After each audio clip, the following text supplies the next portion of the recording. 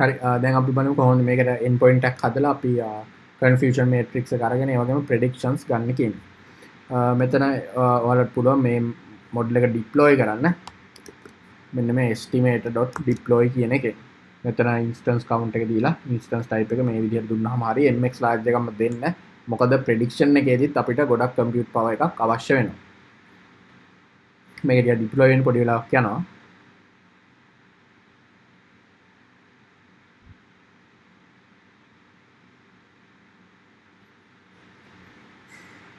හරි ඒක අපි ඩිප්ලොයි වෙනකම් අපි බලමු SageMaker එකේ දැන් මෙතන notebook instance තියෙන්නේ. ඔයාලා ඇත්තටම training jobs වලට ගියොත් දැන් අපි training job එකක් ඉවර කරලා තියෙන්නේ. මෙතනට ගියම බලන්න පුළුවන් අපේ training job එකේ name එක, ඒ වගේම creation time එක, duration එක, ඒ වගේම status එක කොහොමද කියලා. මේ මගේ දෙකක් තියෙන මම කලිනුත් එකක් practice එද්දි කරා. එතකොට ඒක completed කියලා වැටලා තියෙනවා. ඒ වගේම මේ දැන් කරපු එකත් completed කියලා වැටලා තියෙනවා. ඒ වගේම inference වලට ගියොත් ඔයාලට පුළුවන් endpoints බලා ගන්න. endpoints අපිට දැන් එකක් තියෙනවා. මොකද මේ endpoint එක තමයි දැන් අපේ අර create වෙලා දැන් මෙතන deploy වෙන්නේ. ඉතින් මේක පට ගාලා deploy වෙයි තා චුට්ටකින්. මම හිතනවා අනිත් code ටික මේකට දාගෙන ඉන්න. අපිට ඊළඟට අවශ්‍ය වෙනවා CSV serializable කරන එක. මේ content type එක වැඩක් නැහැ මං content type එක වැඩක් නැති වුණේ ඒක මේ version අවුල් මේ version එක වෙනස් වුණාන් පස්සේ ඒකත් වෙනස් වුණා. ඊට පස්සේ මෙතන my predict කියලා එකක් මං හදලා තිනවා. ඒතර my predict එක serialize එක CSV serialize එකට set කරනවා. ඊට පස්සේ මේ data ටික drop කරනවා test කරද්දී yes no එක ඔයාලා දන්නවනේ axis 1 එක යටතේ. ඊට පස්සේ predictions ගන්න my predictor.predict test data array එක pass කරනවා. ඒක decode කරන්න ඕනේ මොකද serialize වෙලා තියෙන හින්දා.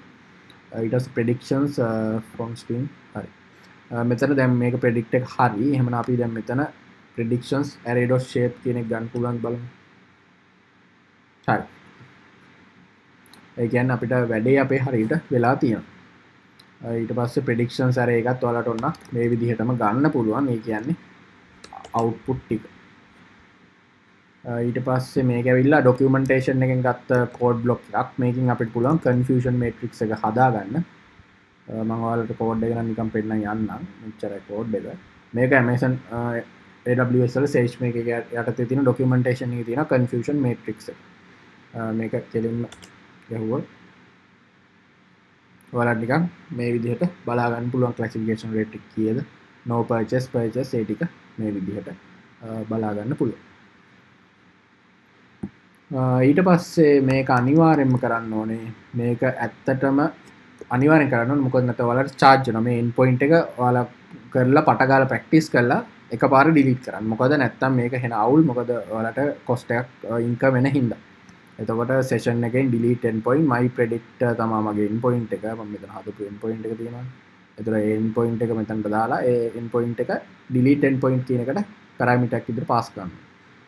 ඊට පස්සේ අනිවාර්යෙන්ම ඔයාලට bucket to delete S3 bucket එකත් ඔයාලට delete කරගන්න පුළුවන්.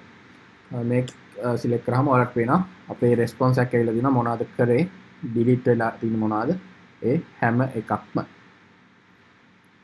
හරි එහෙමනම් මේ වීඩියෝ සීරීස් එකම මට කරන්න ඕනේ ඇත්තටම AWS management console එකේ අපි SageMaker යටතේ කොහොමද training job එකක් මේව කරන්න. මම trading එකේ code එක ලොකුවට මේව කරේ නැහැ. මොකද මේක ඇත්තටම බලාපොරොත්තු කොහොමද SageMaker එකේ notebook එකක් හදලා ඒ වැඩ ටික කරන්න කියන එක.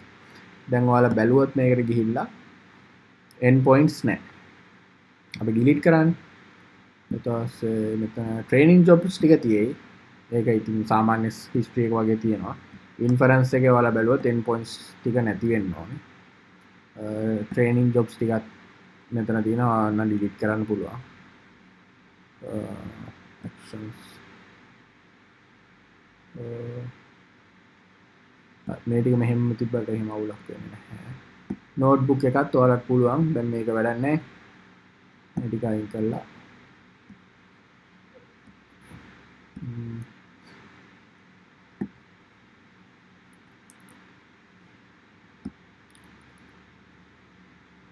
notebook එකත් මෙහෙම අයින් කරන්න. අයින් කළා මෙතනින් ඩිලීට් කරා මම එක කරමු ඉලි පෙන්නනවා මේ ටික ඔක්කොම අයින් කරන්න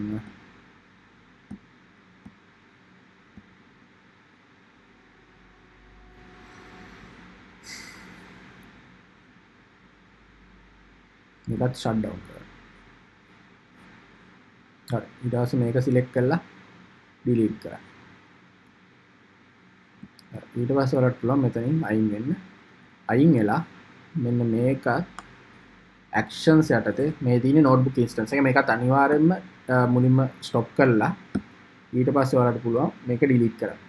අනිවාර්යෙන් මේක කරන්න නැත්නම් ඔයාලට cost එක යනවා. AWS කරද්දී හරියම අවධානයෙන් කරන්න ඕන වැඩ ටික මොකද නැත්නම් එහෙම ඔයාලගේ bill එක නිකන් charge වෙනවා. අපි දැන් ST එක බලමු ST එකේ bucket එක ඇතුලේ තියෙන ටික අයින් වෙලාද කියලා. ඔව් ඒ bucket එක ඇතුලේ මුකුත් නැහැ. ඉතින් bucket එක තියාගන්න ඕනෙත් නැහැ. delete කරලා දාන්න පුළුවන්. එතකොට මෙන්න මේ bucket එකේ නම දෙන්න ඕනේ. මෙතන. delete bucket. හරි. මේකත් හරි. SageMaker එකේ stopping තාම තියෙන්නේ.